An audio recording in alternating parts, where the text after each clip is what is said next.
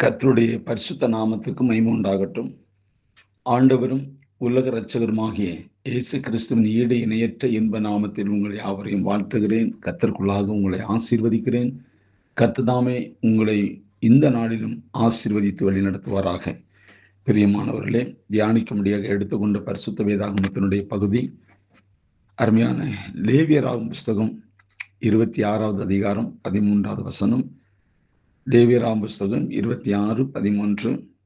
நீங்கள் எகிப்தியருக்கு அடிமைகளாய் இராதபடிக்கு நான் அவர்கள் தேசத்திலிருந்து உங்களை புறப்பட பண்ணி உங்கள் முகத்தடிகளை முறித்து உங்களை நிமிர்ந்து நடக்க பண்ணின உங்கள் தேவனாகிய கர்த்தர்.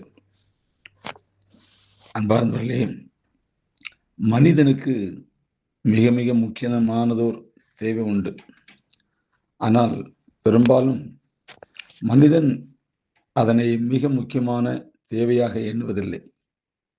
அது என்னவென்றால், நல்லதை செய்யவும் தீயதை செய்யாதிருக்கவும் தேவையான ஆற்றல் தேவன் மனிதனுக்கு முதலாவது தர விரும்புகின்ற மிக முக்கியமானதோர் நன்மை இந்த ஆற்றலை தருவதுதான். ஏனென்றால், தன் கோடி கோடியாய் பணம் வைத்திருந்தாலும் அறிவு, ஞானம், அந்தஸ்து, அதிகாரம், பதவி என பல பெருமைக்குரிய விஷயங்களை வைத்திருந்தாலும் மேற்கண்ட ஆற்றலை பெறாவிட்டால் அவன் ஒரு நிர்பந்தமான மனிதன். மிக மிக ஆரோக்கியமான சத்துவமிக்க உணவு வகைகளை ஒரு மனிதன் எவ்வளவுதான் சாப்பிட்டாலும் உடலுக்குள் ஒரு மோசமான வியாதி இருந்தால் அவன் ஆரோக்கியம் அடைய முடியாது. அந்த நோயை குணமாக்கும் சிகிச்சை முதலாவது தேவை. அதுபோலவே மனிதனுக்குள் அவனுக்கு எதிராக இயங்கும் தீய வல்லமையாகிய பாவத்திலிருந்து மனிதன் விடுதலையாக்கப்பட்டால்தான் அவன் உண்மையான ஆசீர்வாத வாழ்வை காண முடியும். இந்த பாவத்திலிருந்து நம்மை விடுவிக்கவே ஆண்டவராக இயேசு கிறிஸ்து இந்த பூமிக்கு வந்தார் என்று சொல்லி 1 தீமோத்தேயுவின் புஸ்தகம் 1:15 அப்போஸ்தலனாகிய பவுல் எழுதுகிறார். எனவே வேறு எந்த ஒரு நன்மையை விட நாம் முதலாவது இயேசுவினிடம் இருந்து பெற வேண்டிய நன்மை இரட்சிப்பு அல்லது பாவத்திலிருந்து விடுதலையாக்கப்படுதலாகும். ஆவிக்குரிய வாழ்க்கை அல்லது கிறிஸ்தவ வாழ்க்கை என்பது இரட்சிப்பின் அனுபவம் அல்லது பாவத்திலிருந்து விடுதலையாக்கப்படுதல் என்ற அனுபவத்தில் இருந்தே ஆரம்பமாகிறது. ரட்சிக்கப்படாமலே கர்த்தரை ஆராதிக்க முடியும். ரட்சிக்கப்படாமலே தேவ சமூகத்துல ஜெபம் செய்ய முடியும். ரட்சிக்கப்படாமலே பக்தியாய் வாழ முடியும். ரட்சிக்கப்படாமலே இறைபணி செய்ய முடியும்.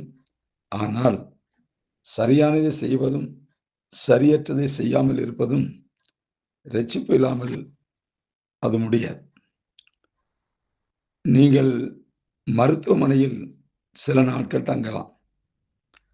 மருத்துவரை நீங்கள் புகழ்ந்து பேசலாம். ஆயினும் அவற்றால் வியாதி விலகாது. அதுபோலவே நீங்கள் திருச்சபைக்கு சென்று ஆராதனை செய்தாலும் தினமும் பிரார்த்தனை செய்தாலும் பாவம் போகாது. நீங்கள் உங்களை ஆராய்ந்து பாவிகளாய் இருப்பதை கண்டு உணர்ந்து மனம் திரும்பி இயேசுவிடம் வந்து இரட்சிப்பினை பெற வேண்டும். அப்போதுதான் ரட்சிக்கப்பட முடியும். அந்த ரட்சிப்பின் அனுபவம் நமக்குள்ள வரும். அந்த ரட்சிப்பின் அனுபவம் வந்தால் எதை செய்யணும் எதை செய்யக்கூடாது என்பதை நாம் பகுத்தறிந்து செயல்பட முடியும். ரட்சிப்பு என்பது ஒரு விடுதலை.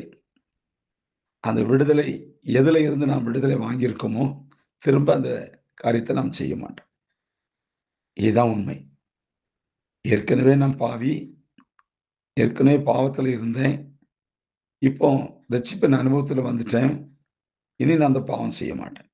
ரட்சிப்பு மறுபடியும் பாவம் செய்ய விடாது. இப்படி ஒரு ரட்சிப்பை தேவன் ஆண்டவராக இயேசு கிறிஸ்து மூலமாக நமக்கு தந்திருக்கிறார். இறை வார்த்தைகளை மதித்து வாழாதவனின் துதிகளையும் ஸ்தோத்திரங்களையும் தேவன் மதிப்பதில்லை. நான் மறுபடியும் சொல்றேன், இறை வார்த்தைகளை மதித்து வாழாதவனின் துதிகளையும் ஸ்தோத்திரங்களையும் தேவன் மறப்பதில்லை, மதிப்பதும் இல்லை. அப்ப நாம என்ன செய்யணும்? இப்படிப்பட்ட நுகத்தடிகள் நமக்கு இருக்குமானால் அதை முறிக்க வேண்டும், ரட்சிப்படைய வேண்டும். கர்த்தர் அப்படிப்பட்ட கிருபைகளை நம்ம எல்லாருக்கும் தருவாராக. ஆமேன். God bless you.